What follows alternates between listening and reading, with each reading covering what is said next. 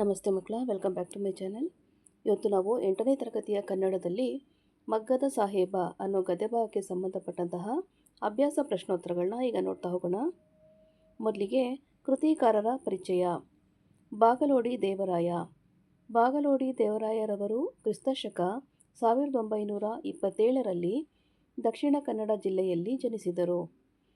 ಅವರ ಕಥಾ ಸಂಗ್ರಹಗಳೆಂದರೆ ಹುಚ್ಚು ಮುನಸೀಫಾ ಮತ್ತು ಇತರ ಕಥೆಗಳು, ಆರಾಧನಾ, ರುದ್ರಪ್ಪನ ರೌದ್ರ ಮತ್ತು ಇತರ ಕಥೆಗಳು. ಬಾಗಲೋಡಿ ದೇವರಾಯರವರು ಒಟ್ಟು 26 ಕಥೆಗಳನ್ನು ಬರೆದಿದ್ದಾರೆ. ಇವರು 1985ರಲ್ಲಿ ನಿಧನರಾದರು. ಮಗ್ಗದ ಸಾಹೇಬ ಕಥೆಯನ್ನು ಬಾಗಲೋಡಿ ದೇವರಾಯರವರ ಸಮಗ್ರ ಕಥೆಗಳು ಎಂಬ ಕಥಾ ಸಂಕಲನದಿಂದ ಆರಿಸಿಕೊಳ್ಳಲಾಗಿದೆ. ಫಸ್ಟ್ ಹೆಡಿಂಗ್ ನೋಡಿ ಮಕ್ಕಳ. ಕೊಟ್ಟಿರುವ ಪ್ರಶ್ನೆಗಳಿಗೆ ಒಂದು ವಾಕ್ಯದಲ್ಲಿ ಉತ್ತರಿಸಿ. ಪ್ರಶ್ನೆ 1. ರಹೀಮ ಮಗ್ಗವನ್ನು ಮುಟ್ಟದೆ ಎಷ್ಟು ವರ್ಷಗಳಾಗಿತ್ತು? ಉತ್ತರ: ರಹೀಮ ಮಗ್ಗವನ್ನು ಮುಟ್ಟದೆ 20ಕ್ಕೂ ಹೆಚ್ಚು ವರ್ಷಗಳಾಗಿತ್ತು. ಪ್ರಶ್ನೆ 2. ಹುಸೇನ್ ಸಾಹೇಬರ ಮನೆತನದವರಿಗೆ ದೇವಾಲಯದಲ್ಲಿ ಇದ್ದ ಹಕ್ಕು ಯಾವುದು? ಉತ್ತರ: ದೇವಸ್ಥಾನದಲ್ಲಿ ರಥೋತ್ಸವದ ಸಮಯದಲ್ಲಿ ಅವರ ಮನೆತನದ ಹಿರಿಯ ಪ್ರತಿನಿಧಿಗಳಿಗೆ ಎಲ್ಲರಿಗಿಂತಲೂ ಮುಂದಾಗಿ ಪ್ರಸಾದವನ್ನು ಪಡೆಯುವಂತಹ ಹಕ್ಕಿತ್ತು. ಪ್ರಶ್ನೆ 3. ಅಬ್ದುಲ್ ರಹೀಮನ ಹಠವೇನು?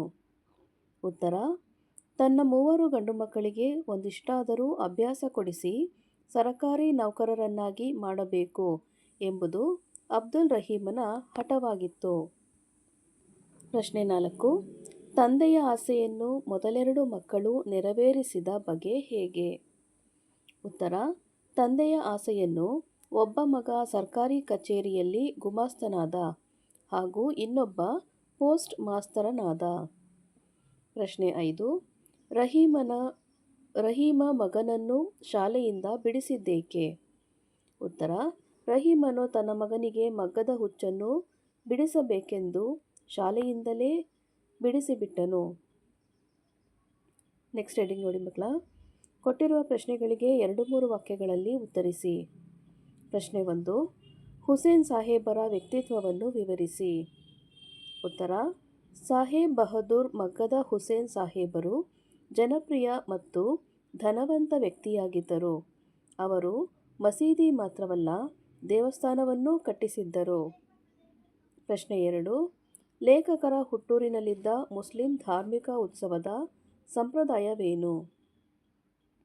ಉತ್ತರ: ಲೇಖಕರ ಹುಟ್ಟೂರಿನ ಪಕ್ಕದಲ್ಲಿ ಮುಸಲ್ಮಾನರ ವಸತಿ ಇದೆ. ಅದರೊಳಗೆ ಒಂದು ಪವಿತ್ರ ಸ್ಥಾನವಿದೆ.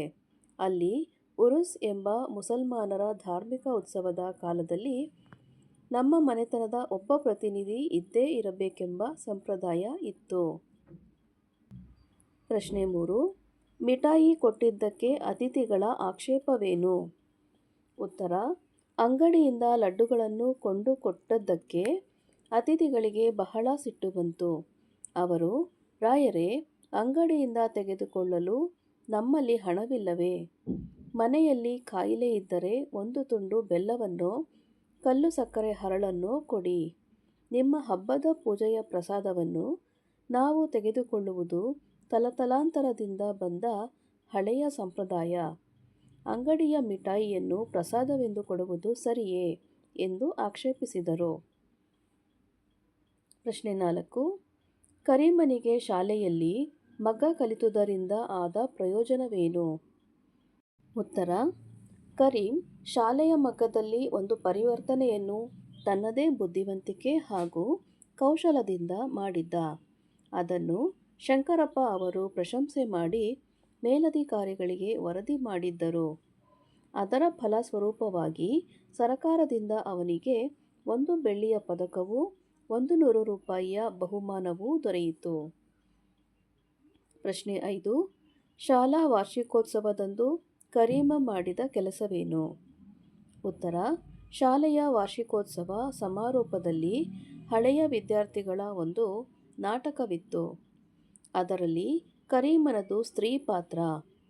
ಅದಕ್ಕಾಗಿ ತಾಯಿಯಿಂದ ಗೌಪ್ಯವಾಗಿ ಹಳೇ ಕಾಲದ ಚಿನ್ನದ ಸರವನ್ನು ಪಡೆದುಕೊಂಡ.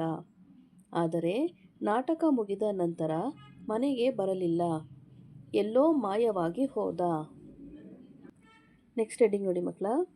ಕೊಟ್ಟಿರುವ ಪ್ರಶ್ನೆಗಳಿಗೆ 4-5 ವಾಕ್ಯಗಳಲ್ಲಿ ಉತ್ತರಿಸಿ. ಪ್ರಶ್ನೆ 1. ನವೀನ ಶಿಕ್ಷಣದ ವೈಶಿಷ್ಟ್ಯಗಳೇನು? ಉತ್ತರ: ಮಹಾತ್ಮ ಗಾಂಧಿಯವರ ಪ್ರೇರಣೆಯಿಂದ ಕೆಲವು ಶಾಲೆಗಳಲ್ಲಿ ನವೀನ ಶಿಕ್ಷಣ ಆರಂಭವಾಯಿತು. ಈ ವ್ಯವಸ್ಥೆಯಲ್ಲಿ ವಿದ್ಯಾರ್ಥಿಗಳಿಗೆ ಹಲವು ತರಹದ ಔದ್ಯೋಗಿಕ ಶಿಕ್ಷಣವನ್ನು ಕೊಡುವುದು, ಅವರಲ್ಲಿ ಹಸ್ತಕೌಶಲ್ಯವನ್ನು, ದೇಹಶ್ರಮದಲ್ಲಿ ಗೌರವ ಭಾವವನ್ನು ಉಂಟುಮಾಡುವುದು ಒಂದು ಭಾಗವಾಗಿತ್ತು. ಕೆಲವರಿಗೆ ಬಡಗಿಯ ಕೆಲಸ, ಕೆಲವರಿಗೆ ಬೆತ್ತದ ಕುರ್ಚಿ ಕೆಲಸ ಇತ್ಯಾದಿ ಸಾಮಗ್ರಿಗಳನ್ನು ಮಾಡುವ, ಕೆಲವರಿಗೆ ಕೃಷಿ, ಕೆಲವರಿಗೆ ಮಗ್ಗದ ಕೆಲಸವನ್ನು ಕಲಿಸಲಾಗುತ್ತಿತ್ತು. ನೆಕ್ಸ್ಟ್ ನೋಡಿ ಪ್ರಶ್ನೆ 2. ಶಂಕರಪ್ಪ ಅವರು ರಹೀಮನ ಬಳಿಗೆ ಸಂಧಾನಕ್ಕಾಗಿ ಬಂದ ಪ್ರಸಂಗವನ್ನು ತಿಳಿಸಿ. ಉತ್ತರ: ಕರೀಮನು ಶಂಕರಪ್ಪ ಅವರ ಮನೆಗೆ ಹೋಗಿ ತನ್ನ ತಂದೆಯೊಡನೆ ಸಂಧಾನ ಮಾಡಿಸಿರಿ ಎಂದು ಕೇಳಿಕೊಂಡನು. ಆಗ ಅಲ್ಲಿಗೆ ಹೋಗಿ ಶಂಕರಪ್ಪ ಅವರು ರಹೀಮನೊಡನೆ 1 ಗಂಟೆ ಗೋಗರೆದರು, ನಿವೇದಿಸಿದರು, ತರ್ಕಿಸಿದರು ಹಾಗೂ ಚರ್ಚಿಸಿದರು. ಆದರೆ ರಹೀಮ ಒಂದು ಪದವನ್ನೂ ತಾಳ್ಮೆಯಿಂದ ಕೇಳಲಿಲ್ಲ. ಸಾಹೇಬ್ ಬಹದ್ದೂರ್ ಹುಸೇನ್ ಸಾಹೇಬರು ಕೀರ್ತಿಗೆ ಮಸಿ ಹಚ್ಚಿದ್ದಾನೆ. ನೀವು ಕಲಿಸಿದ ಪಾಠದಿಂದಲೇ ಈ ಹಠಮಾರಿ ನಮ್ಮ ವಂಶದ ಕೀರ್ತಿಯನ್ನು ಮಣ್ಣುಪಾಲು ಮಾಡಿದ. ಹಣ ತಂದಿದ್ದಾನಂತೆ, ಕಳವಿನ ಹಣವೋ ದರೋಡೆಯ ಹಣವೋ ಎಂದು ಸಿಡುಕಿದ. ಶಂಕರಪ್ಪ ಅವರು ಮುಖ ಬಾಡಿಸಿಕೊಂಡು ಹಿಂತೆರಳಿದರು. ನೆಕ್ಸ್ಟ್ ಹೆಡ್ಡಿಂಗ್ ನೋಡಿ ಮಕ್ಕಳ. ಕೊಟ್ಟಿರುವ ಪ್ರಶ್ನೆಗಳಿಗೆ 8-10 ವಾಕ್ಯಗಳಲ್ಲಿ ಉತ್ತರಿಸಿ. ಪ್ರಶ್ನೆ 1. ಕರೀಮ ಧನವಂತನಾದ ಬಗೆ ಹೇಗೆ? ವಿವರಿಸಿ. ಉತ್ತರ: ಮಹಾತ್ಮ ಗಾಂಧೀಜಿಯವರ ಪ್ರೇರಣೆಯಿಂದ ಶಾಲೆಗಳಲ್ಲಿ ನವೀನ ಶಿಕ್ಷಣ ಆರಂಭವಾಯಿತು. ಅದರಲ್ಲಿ ವಿದ್ಯಾರ್ಥಿಗಳಿಗೆ ಹಲವು ತರಹದ ಔದ್ಯೋಗಿಕ ಶಿಕ್ಷಣವನ್ನು ಕೊಡುವುದು, ಕೆಲವರಿಗೆ ಮಗ್ಗದ ಕೆಲಸವನ್ನು ಕಲಿಸತೊಡಗಿದ್ದರು. ಹುಡುಗ ಕರೀಂ ಮಗ್ಗದ ಕೆಲಸವನ್ನು ಬಹಳ ಸುಲಭವಾಗಿ ಕಲಿತು ಬಹು ನಿಪುಣನಾಗಿ ಬಿಟ್ಟ. ಅವನು ಮಗ್ಗದಲ್ಲಿ ಒಂದು ಪರಿವರ್ತನೆಯನ್ನು ತನ್ನದೇ ಬುದ್ಧಿವಂತಿಕೆ ಹಾಗೂ ಕೌಶಲದಿಂದ ಮಾಡಿಬಿಟ್ಟಿದ್ದ. ಅದಕ್ಕಾಗಿ ಸರ್ಕಾರದಿಂದ ಅವನಿಗೆ ಒಂದು ಬೆಳ್ಳಿಯ ಪದಕವೂ 100 ರೂಪಾಯಿಯ ಬಹುಮಾನವೂ ಬಂದವು. ಆದರೆ ತಂದೆ ಅವನ ಮಗ್ಗದ ಹುಚ್ಚನ್ನು ಬಿಡಿಸಬೇಕೆಂದು ಶಾಲೆಯಿಂದಲೇ ಬಿಡಿಸಿಬಿಟ್ಟರು. ಶಾಲೆಯ ವಾರ್ಷಿಕೋತ್ಸವದ ದಿನ ಕರೀಮನು ತಾಯಿಯಿಂದ ಗೌಪ್ಯವಾಗಿ ಹಳೇ ಕಾಲದ ಚಿನ್ನದ ಸರವನ್ನು ತೆಗೆದುಕೊಂಡಿದ್ದವನು ನಾಟಕ ಮುಗಿದ ಮೇಲೆ ಓಡಿ ಹೋದ.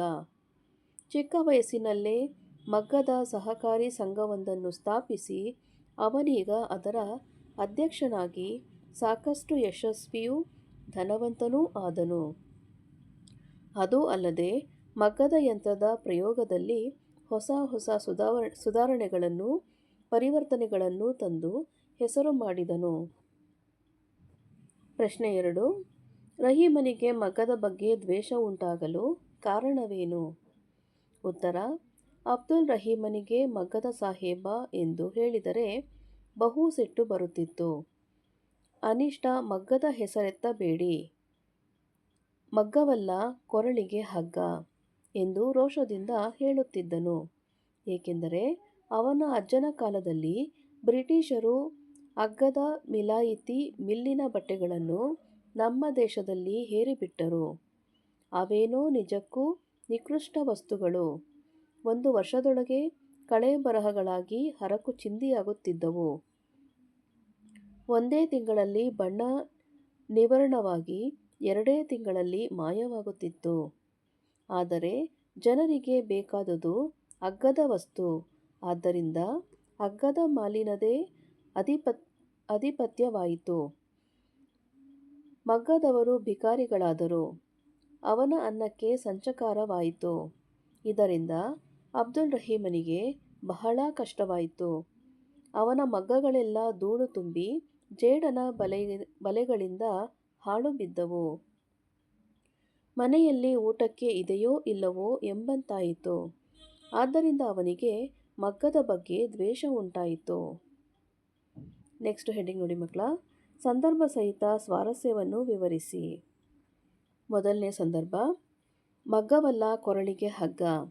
ಆಯ್ಕೆ, ಈ ವಾಕ್ಯವನ್ನು ಬಾಗಲೋಡಿ ದೇವರಾಯರವರು ಬರೆದಿರುವ ಸಮಗ್ರ ಕಥೆಗಳು ಕೃತಿಯಿಂದ ತೆಗೆದುಕೊಳ್ಳಲಾದ ಮಗ್ಗದ ಸಾಹೇಬ ಎಂಬ ಗದ್ಯಭಾಗದಿಂದ ಆರಿಸಿಕೊಳ್ಳಲಾಗಿದೆ. ಸಂದರ್ಭ, ರಹೀಮನಿಗೆ ಮಗ್ಗದ ಸಾಹೇಬ ಎಂದು ಹೇಳಿದರೆ ಸಿಟ್ಟು ಬರುತ್ತಿತ್ತು ಎಂದು ಹೇಳುವ ಸಂದರ್ಭದಲ್ಲಿ ಈ ಮಾತು ಬಂದಿದೆ. ರಹೀಮನಿಗೆ ಮಗ್ಗವೆಂದರೆ ದ್ವೇಷ.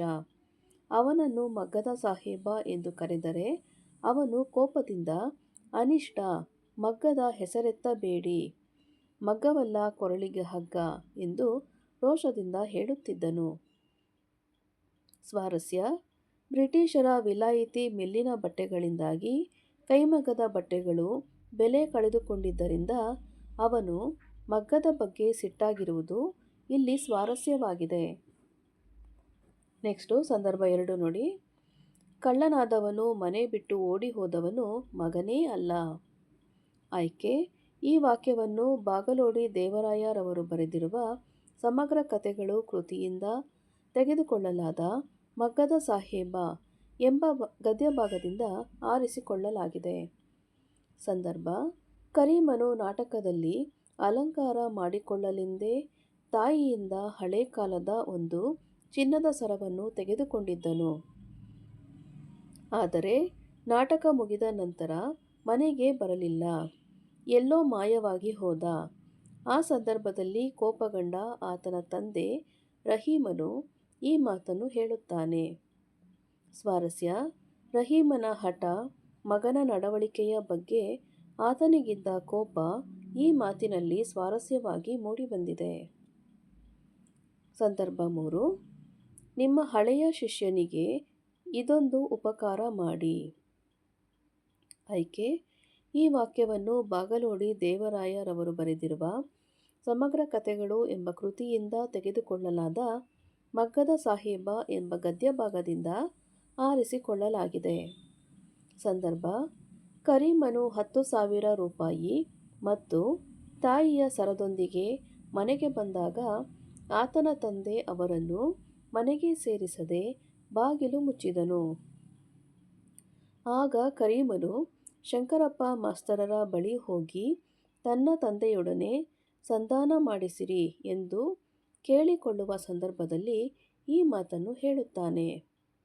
ಸ್ವಾರಸ್ಯ, ಇಲ್ಲಿ ಕರೀಮನ ಸಾಧನೆ, ತಂದೆ ತಾಯಿಯ ಮೇಲೆ ಇಟ್ಟಿದ್ದ ಪ್ರೀತಿ, ಮುಖ್ಯೋಪಾಧ್ಯಾಯರಲ್ಲಿ ಆತನು ವಿನಂತಿಸಿಕೊಳ್ಳುವ ರೀತಿ ಈ ಮಾತಿನಲ್ಲಿ ಸ್ವಾರಸ್ಯವಾಗಿ ಮೂಡಿಬಂದಿದೆ. ಸಂದರ್ಭ 4, ದೇವರು ದೊಡ್ಡವನು, ದೇವರು ದಯಾಳು. ಆಯ್ಕೆ, ಈ ವಾಕ್ಯವನ್ನು ಬಾಗಲೋಡಿ ದೇವರಾಯರವರು ಬರೆದಿರುವ ಸಮಗ್ರ ಕಥೆಗಳು ಎಂಬ ಕೃತಿಯಿಂದ ತೆಗೆದುಕೊಳ್ಳಲಾದ ಮಗ್ಗದ ಸಾಹೇಬ ಎಂಬ ಗದ್ಯಭಾಗದಿಂದ ಆರಿಸಿಕೊಳ್ಳಲಾಗಿದೆ. ಸಂದರ್ಭ, ನಿಮ್ಮ ಮಗ ಕರೀಮನಿಗೆ ರಾಷ್ಟ್ರಪತಿ ಅವರು ಪದ್ಮಭೂಷಣ ಬಿರುದನ್ನು ಕೊಟ್ಟಿದ್ದಾರೆ, ಈ ವಿಷಯ ಪತ್ರಿಕೆಯಲ್ಲಿ ಬಂದಿದೆ ಎಂದು ಶಂಕರಪ್ಪರವರು ಮುದುಕನಾಗಿದ್ದ ರಹೀಮನಿಗೆ ಹೇಳಿದಾಗ ರಹೀಮನು ಸಂತೋಷದಿಂದ ಹೆಮ್ಮೆ ಪಡುವ ಸಂದರ್ಭದಲ್ಲಿ ಈ ಮಾತನ್ನು ಹೇಳುತ್ತಾನೆ.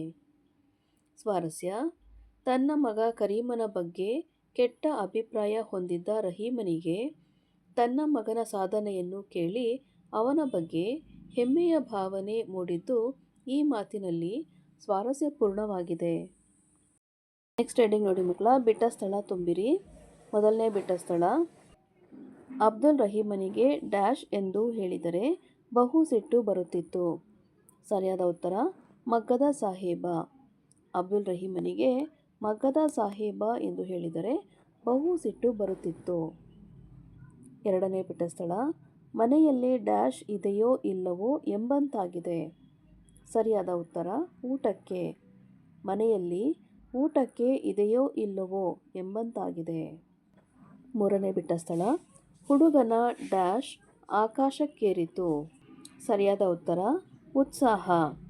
ಹುಡುಗನ ಉತ್ಸಾಹ ಆಕಾಶಕ್ಕೇರಿತು. 4ನೇ ಬಿಟ್ಟ ಸ್ಥಳ ಶಂಕರಪ್ಪ ಅವರು ಡ್ಯಾಶ್ ಹಿಂತೆರಳಿದರು. ಸರಿಯಾದ ಉತ್ತರ ಮುಖ ಬಾಡಿಸಿಕೊಂಡು. ಶಂಕರಪ್ಪ ಅವರು ಮುಖ ಬಾಡಿಸಿಕೊಂಡು ಹಿಂತೆರಳಿದರು. 5ನೇ ಬಿಟ್ಟ ಸ್ಥಳ ನನಗೆ 2 ಮಕ್ಕಳು ಡ್ಯಾಶ್ ಪರಿಚಯ ನನಗಿಲ್ಲ. ಉತ್ತರ ಕಳ್ಳರ. ನನಗೆ 2 ಮಕ್ಕಳು ಕಳ್ಳರ ಪರಿಚಯ ನನಗಿಲ್ಲ.